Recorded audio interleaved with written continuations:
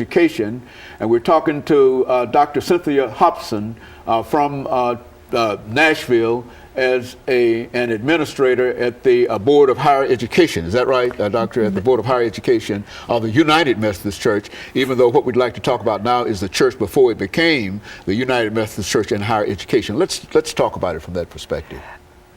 John Wesley, the founder of Methodism, put great store on having an educated clergy, and he thought education was something that should be available to all people for the public good, because he felt like if people had an education, they could make better choices, and certainly he was right about that. And so the Methodist Church from its very beginning has been involved in higher education and trying to empower people to make their own choices and do the right thing as far as making a living and getting a good education. So the General Board of Higher Education and Ministry of the United Methodist Church is just that brick and mortar place that kind of helps institutions. We have 122 schools, colleges, and universities that are all across the country, and we have some that are related to us around the world. So we'll be having a joint conference of the National Association of Schools, Colleges, and Universities, plus the International Association later on this year. So we're excited about what the Methodist Church does around the world to make people's lives better through empowering them with higher education. And so the church has long been involved in higher education, and it's nothing new to Methodists, but now in a real sense of what are some of the challenges that and I think that you mentioned that this board is going to have to meet. What will be some of the issues that you'll probably deal with at this conference of all of the members of churches, various institutions? They'll be looking at higher education around the world, of course, but then they'll be looking at poverty and civil rights. I think John Siegenthaler is scheduled to speak to the youth, and Dr. James Laney, who is the former president at Emory University. So we've got people coming from around the world who will talk about the issues in their particular areas and how they will relate to where we are today as we try to move people forward. One of our challenges with higher education these days, especially with our denomination, is helping local church people understand that it's important that they invest in the lives of young people, and certainly second career people, but especially young people, and help them discern what their talents and gifts are as maybe an offering for ministry.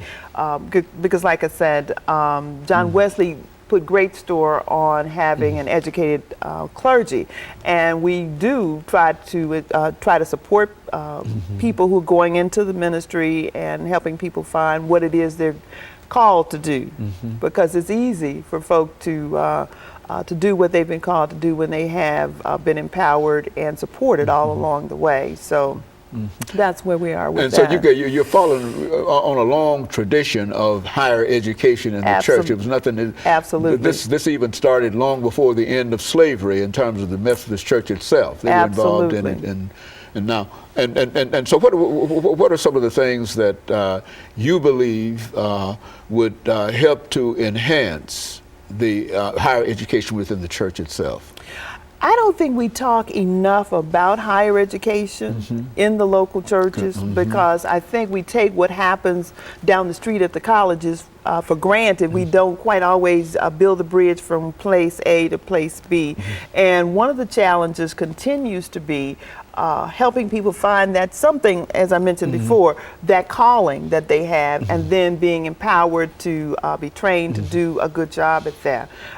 We have clergy who will be retiring in great numbers in the next few years, and finding people to replace them. We've had challenges finding young people under 35 to go into ministry. And of course, as they start to do their education, those high debt loads are a real problem for people. And so sometimes they don't see ministry as an opportunity, because they have to go and earn a living because they've got to pay their student loans. And that's a real problem.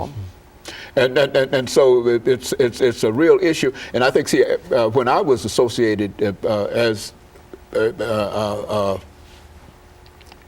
practice preacher in a real sense, and a learning preacher for 7 years on the circuit down in Lincoln County. One of the real problems that we had at that particular time was making sure that pastors were adequately compensated. Is that still one of the challenges Yes, that they have in the United Methodist Church? Yes, it is. Dealing with pastors. Speak to that. Well, you have a lot of pastors, and you hear about the mega churches where the preachers make lots and lots of money, but the average preacher does not get rich in the ministry.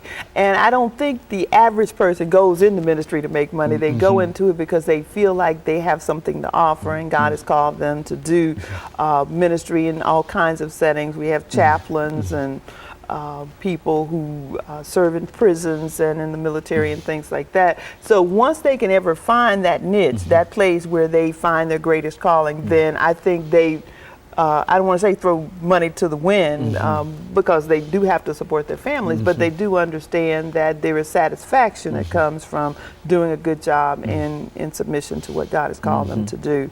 But most salaries are not nearly as good, because if the average person goes into seminary and spends 3 years, and it takes 3 years to complete a seminary degree, they're not going to make the kind of money that a student who goes to med school or goes to law school or any other kind of professional school, they're not going to make that kind of money for a long, long time. And so it's something that people have to think about, I guess, if they're concerned about their debt load and things like that, and they can't afford not to be today, especially with the economy being the way it is. I know the church has special efforts that they try to increase the salaries of ministers, and not only increase the salaries of ministers, but also to provide scholarships and whatnot, so that they might be able to perhaps attend an institution of higher education to get an advanced degree. Do you find that to be adequately supported in terms of the church itself?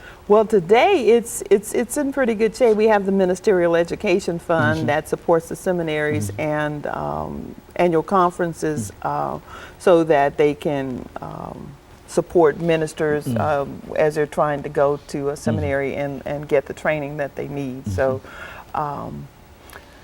we have an Office of Loans and Scholarships too that also helps students to be supported as they go along. But now you also have a real interest in a special fund, and that's the Black College Fund that we want to talk about during the last part of this show for today. And of course, we'll be back with our audience following this very, very short commercial break.